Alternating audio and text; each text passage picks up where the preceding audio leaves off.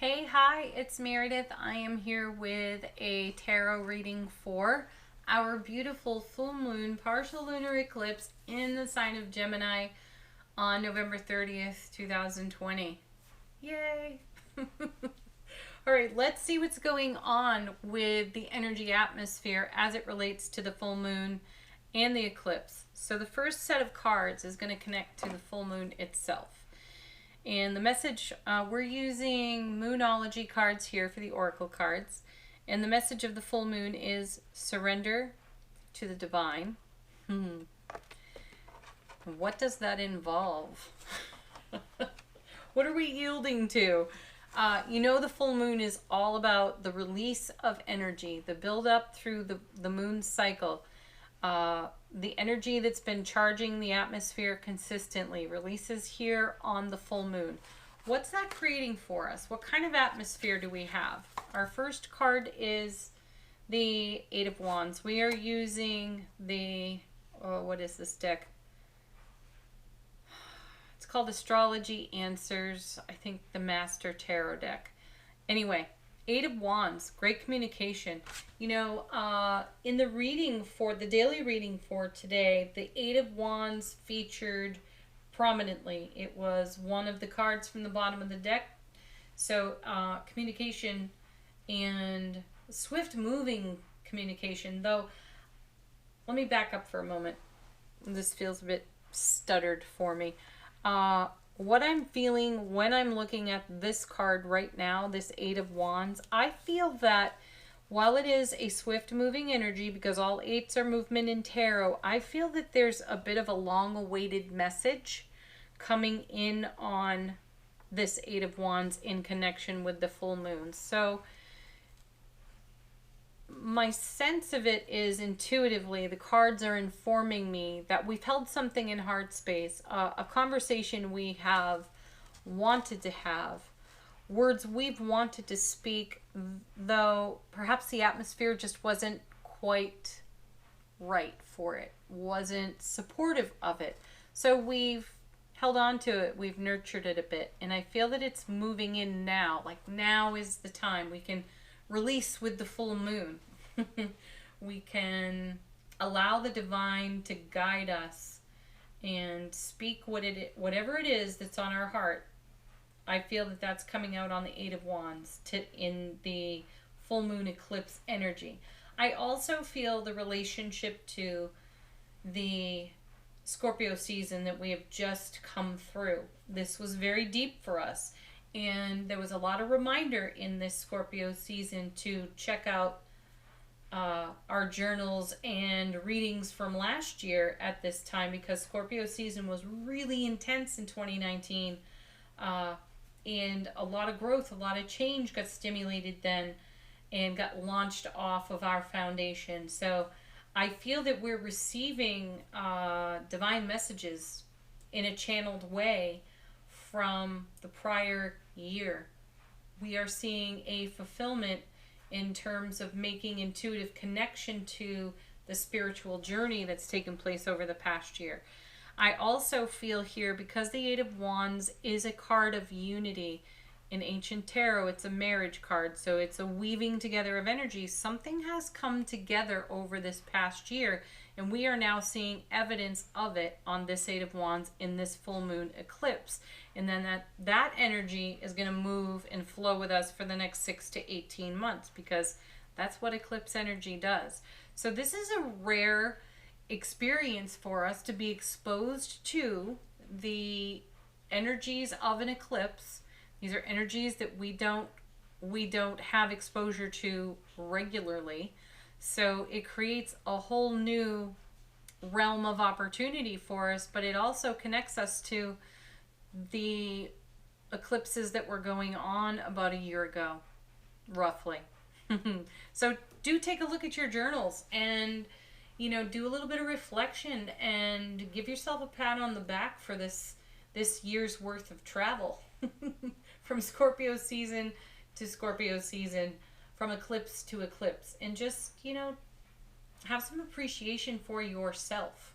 Weave that energy into now, the appreciation energy into now for the journey you have traveled, the integration you have navigated. Let's see what comes with our Eight of Wands. Look at this. The World and the Ten of Pentacles. This is such an achievement card. Now, the World is a whole new world of opportunity, right? Things come full circle when we see the World.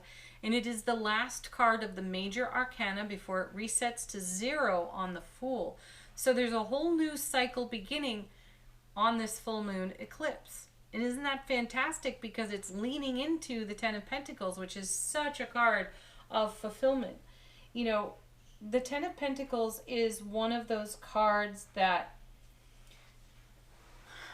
brings us a state of grace. And it is an amazing confirmation for the spiritual journey, because this is an achievement. This is something that we have fostered, that we have held in heart space, that we have moved with and flowed with and allowed for and transitioned with, right?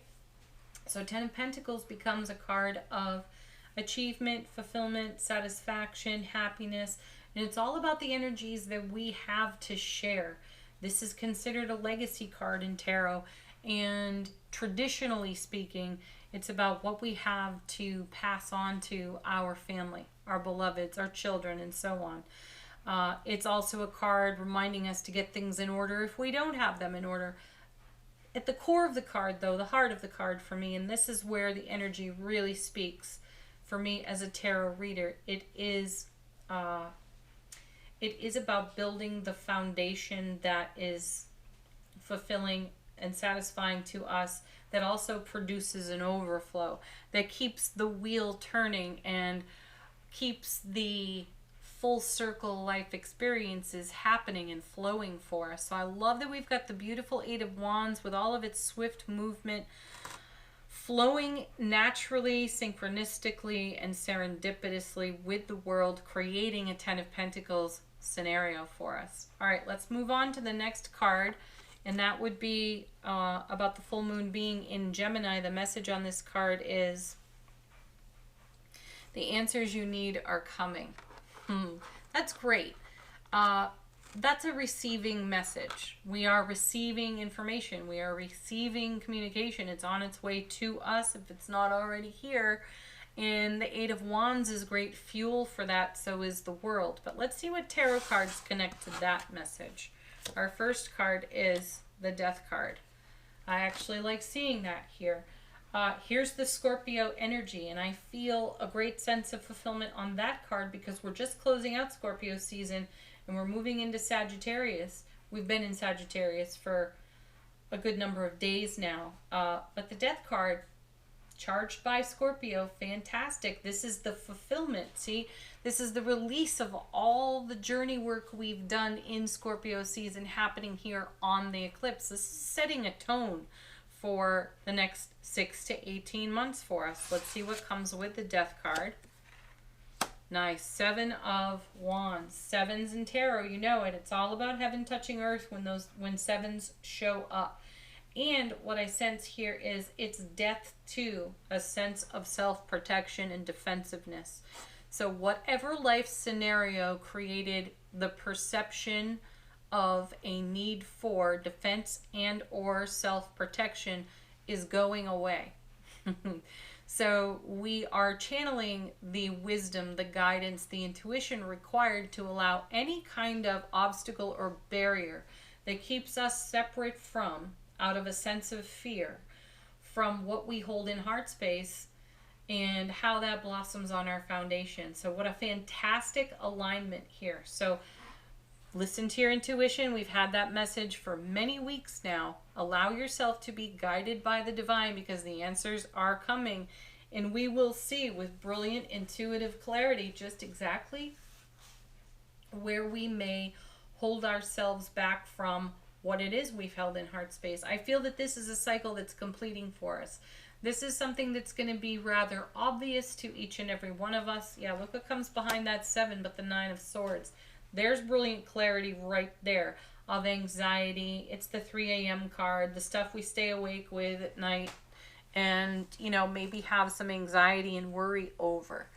And these cards here indicate that this full moon and this eclipse energy is ushering out a scenario, a circumstance, a situation in our life that has had us worrying awake in the middle of the night and, you know, going over details. It's something that the death card is ushering off the foundation, because look what has arrived on the foundation. These things, while they can simultaneously coexist, one is pushing and edging the other out. And this is the energy you want to edge out. Beautiful. All right, our next card is about the full moon eclipse itself. And what do the tarot cards have to say about that? The message on the oracle card is conclusions are within reach. Oh, what a great flow. You know, here we're yielding to divine order, and we are receiving through our beautiful intuitive gifts all the answers we could possibly need and or require, and we're reaching conclusions with that energy. It's beautiful. So again, full circle moment here. What do the tarot cards have to say? First, we have the Knight of Cups, carrying the Ace of Cups. And in the daily reading today, we have the Knight of Cups. So that's beautiful. So the conclusions, right? What are they? The conclusions are coming from the overflow of the Ace of Cups, which is a divine and cosmic gift of pure love, bliss, happiness, vibrancy, passion. Yeah, love. Pure raw love. And it's in motion, because we have been dealing with the emotion of whatever our 7 and our 9 have brought us over the past year, right? What are we moving into? Where are we going? Right into the Sun, happiest card in tarot. Look at that. We have the World and the Sun in the reading. The World is considered the most welcome card in tarot because of its full circle nature, bringing things together. We have simultaneous beginnings and endings with the World. We have it with the Death card. And now we have the Knight of Cups bringing the Ace of Cups into the Sun, the happiest card in tarot. So that's love, bliss, joy, and happiness magnified, amplified, fueled by the Sun. That's amazing energy. Gosh, if ever there was a conclusion, let it be that, right? And then what comes with this? The Ten of Cups. Also in today's reading. That's fantastic. Totally different decks used for the daily reading and for this full moon eclipse reading. And to have a good number of repeats in them both is amazing. So, you know, if you've been listening to the daily readings for a while now, that I consider the Ten of Cups to be one of the happiest cards in tarot as well. So here's the Ace of Cups being channeled through the Sun and turned into the Ten of Cups, which joins energies with the World, the Eight of Wands, and the Ten of Pentacles. Can you possibly make more room on your foundation for happiness, fulfillment, and satisfaction? I don't know. So do keep in mind that this reading is all about setting the tone for this upcoming eclipse energy. So anywhere from 6 to 18 months we're talking. I'm just going to call it a year. We'll split it there, because there's a heavy influence of Scorpio energy from Scorpio season, and what we've just released from that is pouring out of this full moon in an eclipse. And look at the bliss, the joy, the love, the happiness that all of that journeying has done for us, has created for us, that we have created in harmony with the divine all. Perfect. All right, well, there it is. Bookmark this one and save it for next year's Scorpio season.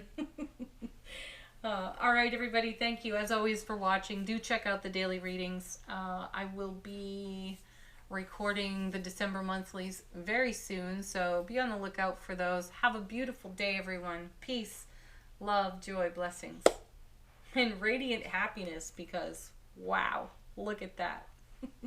Bye for now. Namaste.